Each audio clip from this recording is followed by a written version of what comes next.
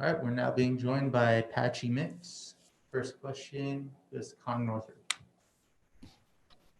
Hey Patrick, how you doing? How you doing, brother? I'm doing well. I'm doing good, thanks for obviously, making a big move to a place like Jackson Wink, you want to be able to get to the level here. So the fact that you did make that leap and now you're here, just what's that like to kind of see the culmination of all that? It's natural, man. I've been there for multiple years, so I think it's like 3 years now. So, I've been evolving, training with the best guys in the world from all different weight classes. So, I'm not surprised to be here. That gym breeds champions, and now I'm fighting for my first world championship. Mm-hmm. And I know back in Buffalo, you trained with Solomon Renfro too, who's coming off a big win too. Were you able to catch his most recent victory? I believe it was the first finish of his career. Yeah, man. Me and Salomon's like a little brother to me, man. I FaceTimed him yesterday. I was watching his fight live with all my people from Jackson Wink. He's like really like family to me. So, yeah, I did watch him, and I'm very proud of him. I know how well he's going to do in his career, and I believe in him more than, just as much as I believe in myself, should I say. Yeah. And when you look at a guy like Juan, obviously he's very well-rounded, but where do you feel like, maybe is the weakest part of his game? I don't think he has any weak parts of his game, man. I just think I'm better than him everywhere. So, if I'm going to be honest with you, I don't think he has any weak parts of his game, but I think I'm better than him everywhere. I think he's better at wrestling and striking than he is maybe necessarily at grappling, though. So if I had to nitpick at one thing, it'd probably be that. Steve? All right, Patrick, thank you and appreciate the time today. A little over a year ago, you made your Bellator debut, and now here you are fighting for the vacant bantamweight title. So what does that mean to you to have come up in the organization so fast? I'm proud of it. I've come up in every organization I've ever been in this fast. I'm a belt collector. Previously, I was in the King of the Cage promotion, and I ran through everybody I've ever fought there.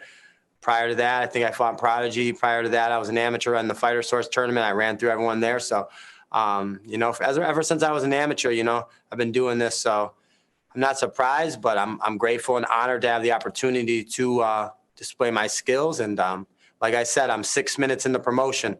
That's a third of the time from my opponent's last fight. You know what I mean? And look where I'm at. So, I'm putting in work, and it's all going to come to fruition on Saturday night when I beat Juan Archuleta. You're definitely putting in work, and that work has obviously reaped the benefits here with this title shot, but there have been a lot of different names talked about for that title shot. Sergio Pettis has been mentioned as well. So at what point did you know it was going to be you and Juan Archuleta? To be honest with you, I got a call previously to July 24th, and my manager said it was set in stone. But the only way those guys are going to get a title shot over me is just because their names, If you look at our body of work, man, who's doing it like that? Like me, you know what I mean? It's crazy to think that anyone would be mentioned over me. I think I'm the number one seed if it were a tournament, So I think I got the call like maybe May or something or June, and that it was going to be official for me and Juan. And then we were going to fight, and that's the fight they were going to look at. And then over the next few weeks, it then became official, finding a date, a venue, all that, because COVID was still going on. Well, I guess that's my last question for you, actually, is how much has COVID changed the way you train for a world title fight?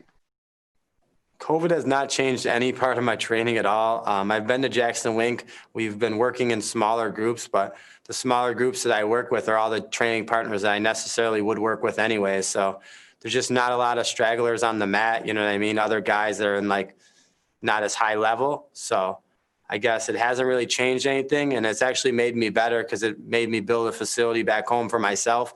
And the one thing that you can do is if you isolate me, I come out better than ever. So I've had to be a little bit more isolated in smaller group sessions and with not as many eyes in the room. So I feel like it's let me improve, and it's let the coaches have more individual work with me. And I think it's made me a lot better of a fighter and a lot better of an athlete, especially mentally. All right. Well, we look forward to seeing how that plays out on Saturday night. Good luck. Thank you. Hi, Patrick. Thanks for the time today. Anytime, man. I appreciate it. So, as you mentioned earlier, you believe that you're better everywhere than Juan Archuleta, and he's primarily known for his striking, and you're primarily known for your grappling. So, I'm wondering, are you going to try and play to your strength, or do you really want to test yourself against the striking pedigree to prove that you are, in fact, better everywhere? No, man, I don't necessarily just call myself a grappler. I guess they just named me that because I finish people on the ground. I could fight standing up as well. And, it just so happened that no one's been able to stuff a takedown. So, I don't mind wherever the fight goes. I don't need to prove myself just because he's a striker, I think I'm already the better striker anyway. So, wherever the fight goes, wherever it plays out, I just plan on dragging him to hell, man. No matter where it goes, I plan on engaging and fighting. So to me, it does not matter if we stay standing up for 25 minutes or if we hit the mat in the first minute. I'm ready just to go fight him. And I'm going to let my fighting prove that I'm better than him everywhere. Right. And throughout your entire career, you've been known for your activities. You do fight a lot. But as we've seen with these fighters before who become champion, their activity seems to drop off a little bit. So I'm wondering, are you planning to be an active champion and how many times do you want to defend your belt per year? 3 times a year at least, man. I want to fight 3 times a year if I got the title, especially because it's a longer fight. I used to pride myself on fighting 4 times a year. I did it my whole career. But 3 times would be a little better because, you have those extra 2 rounds of damage, but I want to be an active champion, right here, when I win on Saturday night, I'd like to defend it in 2020 here and keep the ball rolling. I've only fought on New Year's Eve last year, basically. So with COVID going on, I want to fight here, put this guy away, and then I want to get back out there. You know what I mean? I want to stay active. Yeah, and before this, your fight was in the cross-promotion event with Ryzen. And I'm wondering, how different is it for, even though you weren't really a Ryzen fighter for the night, you were still fighting under their banner with the co-promotion. So how different is it the way that they do things compared to Bellator? It's a lot different, man. You have way more fans. That arena's huge.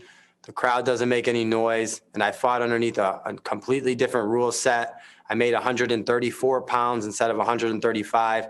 And I'm one of the guys that brought themselves over there. I think, in the uncomfortable, I don't know if any Bellator people have ever won in the Ryzen ring either. I think Darian Caldwell fought there and then John Macapa.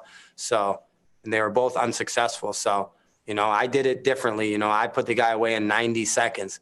And since then, that guy's been on a 2-fight win streak. So it's a lot different. And for that night, I was a Ryzen fighter, being underneath the rule set, being in the square instead of the cage, instead of the circle, should I say. It's just a lot different. And, it was a good night for me.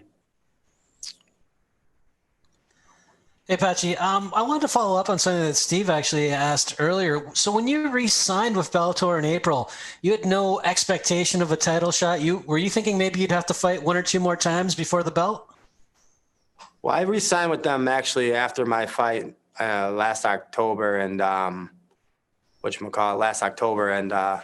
Mohegan Sun, actually, as a matter of fact. And then I got the opportunity to go to Ryzen. So with the win in Ryzen, I definitely did feel I deserved the title shot, and I didn't know if it would be next, but the only way like I said earlier, if it wouldn't be next is just the names, because these guys are a little bit more well known to the casual fans, but the diehard fans know who's putting in work. They know who's the hunter, man, and that's me. So I was just hoping Bellator would honor that. And as they did, man, and I have the best manager in the game, Ali Albediziz, man. He worked everything out for me, and he really got me this title shot, so I'm very thankful for that. And, it wasn't that I wasn't that unaware, though. I feel like it was well-deserved. And this is both a major title shot for you, obviously, and your first time headlining a Bellator card, something you've obviously worked for a while, right up through King of the Cage, like you mentioned. Now that you've arrived, so to speak, are you able to take it all in and really appreciate it and enjoy it? Man, it doesn't feel like anything different than any other fight I've ever been in, I guess, man. It's just another fight. I've done this 24 times. This is just my 25th, so it doesn't feel any different, especially without fans. It just feels like almost even smaller, you know what I mean? Because it's, there's no crowd, you know what I mean? There's no hype behind it. Normally I'm used to going to weigh-ins like MSG, and you get the energy, you know what I mean? And my last fight, I fought in front of 43,000 people at the press conference. There was like 1,000 people at, you know, the weigh-ins, stuff like that. So it doesn't feel any different, man. You know, I don't feel any added pressure, should I say. It just feels like a walk in the park for me, like with all that stuff, you know, and then feels almost easier. It's more relaxing for me. I feel like, you know, to be able to just go out there and do it this way. COVID championships, you know, that's what we're calling it. Hi, Patrick. You last year you fought 4 times, quick finishes, 2 all in the first round. Just what do you attribute that to? Is it more work you're putting in training camp, or was it advice you got throughout that time? Yeah, just putting in training camp properly, man. Training to my best of my ability. And like I said, never overlooking anyone, man. I think I just, you know, I look at each challenge individually. I don't ever look over anyone. You know, I kind of just, I prepare for that set person each and every time. So I think it attributes to that in my mindset, you know, being mentally strong and mentally tough, you know. I think that's the most important thing. And that's what my coaches have taught me, you know. And I have all my coaches here with me that have brought me up. And, you know, that's the one thing that really I attribute that is to my coaching and just my discipline and my training camps. And final question for me, who have been some of the fighters you worked the most with during this camp, and how have they influenced your preparation for this fight? Just another camp, man. You know, it's not just about my training partners, but my coaches. I work with Greg Jackson, Mike Wink, Six Gun Gibson, Harry St. Ledger, Barata. I mean, I have so many coaches like that. And then also my training partners. I train a lot with John Dodson, Landon Venata. I did a little bit of time with Cerrone at the ranch, Pico, Edwin Cooper. You know, I mean, it's just a multitude of guys, man. You know, I mean, Diego Brandau's been a really, really good training partner this camp too. So, you know, just all those guys, and then all the guys back home too. You know, from I got Solomon Renfro, Sean Felton, Jeff Dents, G Dot, Afro Pat. You know, all my guys, man. So, you know, a lot of them they're not the biggest names, but I want to give them some respect and some clout too, because without them, I wouldn't be in this position I'm in. Thank you. Best of luck. Thank you. Hey, Patchy. One of the big things, you know, has been like the Black community being affected by the passing of Chadwick Boseman, the passing of Kobe Bryant. How have you been affected by that? And, you know, how do you plan on, you know, showing support? Yeah, man, it's been a real sad time this year, 2020, man. You know, it's depressing to see, man, you know, because, you know, I'm a big fan of Kobe. I was actually in California when it all kind of, I was watching the Cyborg fight that weekend. So when it all kind of happened, I seen like the area, you know, was devastated. So, you know, it was heartbreaking to see. And then same with Chad, it's just, you know, I was going to try to come out with a Wakanda flag on Saturday night, but I couldn't get it delivered here in time to honor him and show some respect. But, you know, it's affected definitely the Black community and myself, as well as a lot of people I know. So it's very sad. And I'm hoping to, you know, give him a little Wakanda action on Saturday night when I win, you know, just like I did after the Ricky Bandejas fight. All right. So Juan Archuleta said that, hey, if he wins the title, that he will welcome Koji Horiguchi back into the cage to defend the belt. Are you also willing to defend the belt against the former champ? Yeah, man, I'm willing to defend the belt against anyone that Bellator wants to put against me. You know, once I get this title on Saturday night, which I will, I'm going to be, you know, the guy that has a target on his back. You know, everyone wants that gold. So there's a long list of guys and long list of contenders in this division that are very valiant for that title shot. And I think Sergio Pettis actually has the next shot. You know, it's so if Sergio wants it, I would entertain that. But if Horiguchi wanted it, I would also entertain that because, you know, he did vacate the belt. And, you know, I can respect the move he made because, you know, hasn't been a champion here since he's vacated it last year. And now we're getting the opportunity to fight for it. So either one of those two fights first, you know, and then there's a long list of contenders, you know, that are really chomping at the bit to get up here. So I want to put those guys down too. All right. Thanks, Patchy. Looking forward to seeing your fight. Anytime, man. Thank you. I appreciate it.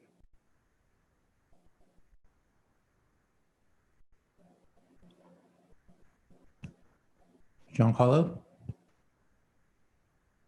Oh, sorry, I already asked my questions.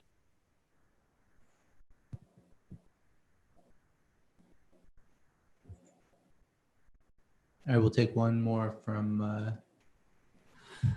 Hey, Patrick. When you see a guy like Juan with all this experience, you know, he's 24-2, he's 32 years old, and you're on this fast track to stardom, and you know, you're undefeated. How do you keep a level mindset? You know, when you're yet the taste of feed, and you know you're going through a camp. Do you like to do anything to focus and like zero in on, you know, all distractions and take away all that from a camp? Can you repeat the question? I'm sorry, I didn't quite understand it. What'd you say? So when you have a guy like Juan, you know, he's 24-2, he has some more fights than you, but yet you're 13-0 and undefeated. When you're, you know, you're 27 years old, when you're going through like camps and all that and distractions, what do you feel is like the biggest difference in terms of where you're at in your career versus him being 32 years old, and having, you know, a little bit more experience?